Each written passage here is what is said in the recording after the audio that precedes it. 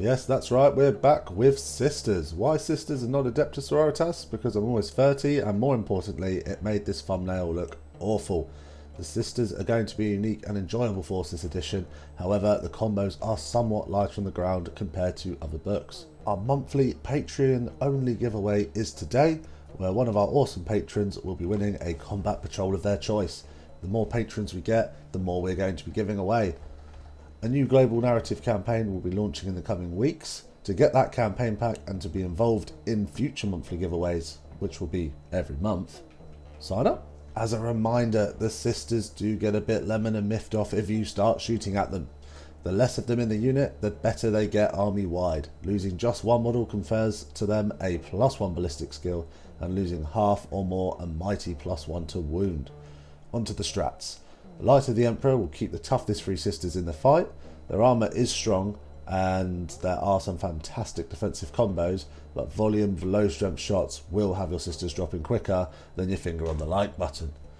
This strat prevents any modifiers to your unit's stats outside of AP.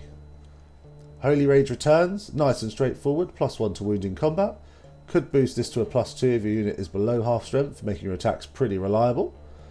And Rejoice the Fallen. It's a fireback after being shot at strat. There are many like it, but this one is yours. All the enhancements are good.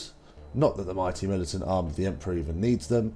The two not mentioned help generate and reroll miracle dice, and the other brings your character back to life once again.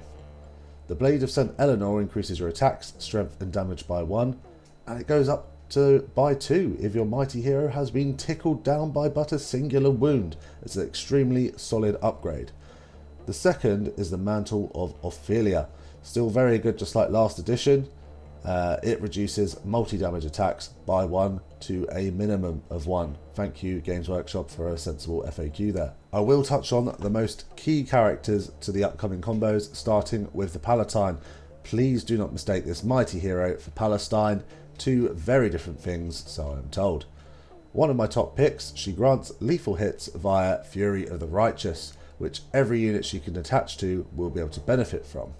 Rapturous Blows is great and helps spike her combat output by dealing mortal wounds, simply just by wounding the enemy, all for the cost of that random miracle dice you have laying around by the bucket load. Personally, the Blade enhancement should go on the Palatine as it further increases what is already a very nice ability. Personally, I'd miss the Mantle off on her. Finishing off, she has Scout 6. That's a very handy addition to any unit she does decide to join. The big dog of the Battle Sisters, the Canoness, is a handy addition with some okay combat but nothing terrifying. I'd personally opt for the Blessed Blade due to its damage 2 and decent strength. Her value truly lies in her supportive abilities. Starting off with the Rod of Office, it's not as nice as the Space Marine's Rites of Battle, but does allow a 50% chance of refunding any CP spent on her unit, and any way to retain CP this edition is not to be overlooked. The Null Rod, providing a 4+ feel no pain against Psychic, is awesome to have when it comes up. Lead the Righteous is one of her most powerful abilities, granting a full reroll to hit to her squad. Now, here's a truly insane ability. A once a game 2+ invuln on a 60-point model. Trajan is the only other model with this ability I'm aware of, along with the Drukhari Archon, but for perspective, he's a named hero and the Drukhari Archons always had that ability. As for enhancements, if you are putting her with a melee focus unit, the Blade of St. Eleanor could be worth taking, but it only takes her from 3 to 4 attacks on her Blessed Blade, which is okay but not crazy. My top pick for her is the Mantle, because it keeps her in the fight for as long as possible. One of my favourite units of all time and make a solid return. They've lost a bit of strength in AP, but who hasn't? Both weapons are decent, with the Halberd offering a higher strength in AP. This would be my go-to due to the increased toughness 5 on the board this edition. The Mace is still decent due to its damage 2, but its strength 4 and only being AP 1 does let it down a bit. I think if you're running the unit with maces, be prepared to make frequent use of Holy Rage and perhaps attach a Canoness to get the chance of the CP being refunded via the Rod of Office. Swarm Protectors make them -1 to be wounded when you attach either the Palatine or the Canoness. I'd say the Palatine is my top choice to attach due to granting lethal hits. If you're running multiple units, then you can't go wrong with a Hospitalia, as she now grants a 5+ Feel No Pain as standard. This is also where I'd say the index starts to lack combinations of other indexes, as these minor characters can only double attach to a Battle Sister unit, so sadly you do really have to think about who will join the unit. The Magnifier on the surface looks like a good choice as she increases the unit's armor save to a 2+.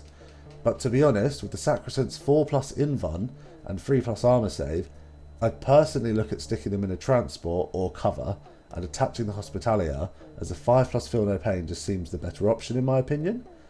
If the unit is geared to offence with the Palatine or a Canoness, you will be making use of Holy Rage followed by Light of the Emperor, which will help them stay in the fight, preventing any of those negative modifiers from affecting them. Although a limited combo, this one hits hard.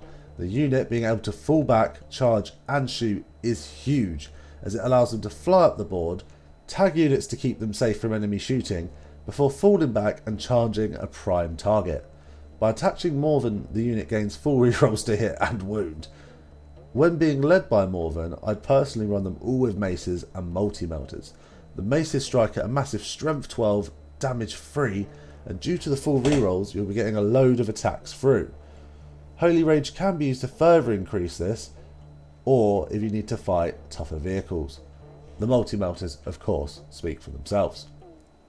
Light of the Emperor will be very situational, as the unit is toughness 6, with a 4+ Invuln save, making them a pretty durable unit as stands. Maybe once in a blue moon you'll want to use Rejoice of the Fallen to fire back at someone due to the potential lethality from the multi-melters. One of my top picks, I will be including at least 2 of these units in my army. One of the biggest winners this edition is the Humble Battle Sister squad. The downside is we have lost our ability to take more than 10 in a unit, which would have been a welcome addition. The Battle Sister squad is the only squad in the entire army that can have more than one character attached to it, which opens up some interesting options which I'll get into in a moment.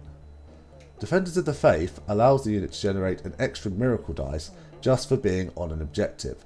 Having 2 to 3 of these units minimum is going to be staple. Attaching the Canoness to the squad immediately gives them the ability to reroll to hit, which will benefit any weapon that you give them. My personal go-to is going to be the Melter Guns, if you intend to hold them mid-board, or Heavy Bolters for decent chip damage if you intend to sit still at the back of the board. The Null Rod, as previously discussed, will provide a hefty Feel No Pain against mortals, which when combined with the Magnifier, who grants a 4+ Invuln to the unit, will make this unit as tough as they come, especially when stuck in cover. The Palatine is also an option to benefit from lethal hits. If this is the way you go, I'd look to go for the damage 2 Stormbolters to get weight of dice or the Flamers. Holy Rage I'd avoid sinking your CP into, as the Battle Sister squad is keyed towards shooting. Rejoice the Fallen is much the same, unless it's a unit with poor armour, I'd save your CP instead of firing back. Light of the Emperor could be useful defensively to keep the unit in the game and scoring. Across the board, the Sisters are very limited on their combos due to how much the index limits who can attach to what units, with all your minor heroes only being allowed to double stack specifically onto the Battle Sister squad. It makes me think the army is all about having a few key units hold and be a nightmare to shift, whilst other unsupported units and heavy firepower from tanks put in the work. All the units across the board I feel are fairly pointed and very reasonable for what they can do. The Palatine is my top pick as an offensive support character due to lethal hits and decent combat output, and in my opinion she is the best choice for the blade enhancement. There are a few more combos you can do, but they are very one-dimensional, such as putting the Palatine in with the Dominions or any other unit with a lot of shots. I'd always look at gearing a supported squad to either offence or defence, and taking advantage of the new points reductions by taking additional transports to keep your units safe. The Canoness is a beast of a supportive character who can weigh in during a fight, but she is my top pick for the mantle, as it's vital she stays alive as long as possible due to all the buffs she provides. The ability to regain CP is nice, not as powerful as the Space Marine Rites of Battle, but she is way under 100 points, 60 in fact, which is pretty crazy considering her ability as a force multiplier. The only disappointing thing for me that she is purely limited to leading only 2 squads. The Hospitalia I'll probably always take and find somewhere to put her, even if it's just attached to another Battle Sister squad, as to be honest, she's too cheap not to take for the 5+ Feel No Pain she provides.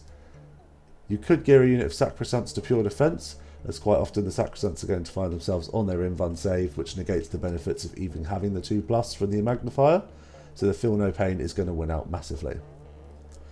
The Magnifier, I feel, is my top pick for supporting characters, due to giving an entire unit a 4+ Invuln, and when you combine that with the correct combinations, it makes that Battle Sister squad a nightmare to remove from the table. The Dogmata and the Dialogus I feel are very situational, but do both remain useful, especially the Dogmata giving a unit +1 obsec, whilst also being a decent combatant. My least favourite pick is sadly the Dynamic Duo. Amazing models which never saw play last edition and will most likely remain the same this edition. They are pretty much the only unit that can buff Retributors, providing devastating wounds, but sadly they're almost the same points cost as the unit itself, so maybe if you have the points spare they could do some funny work walking in off a board edge with a unit of Heavy Flamer Retributors and Miracle Dice support, but I feel most of the time they will be left at home for harder hitting sister units which don't need any babysitting. And to close out, a massive thank you to our new patrons. That's Manuel K, Jacob John P, Mixba, Zachary D, Strigori Ghoul Queen, Fated Reaper, Caleb M.A, and the Leviathan. Once again, thank you guys for making this happen, and we will continue to work hard, and thank you for your support. If you've made it all the way to the end, thank you very much, and I am glad you enjoyed the video. If at this point you haven't liked or subscribed, I'm going to look at filing charges against you for stalking, because this is way too much time to listen to someone talk without it being a two-way conversation, so do keep that in mind.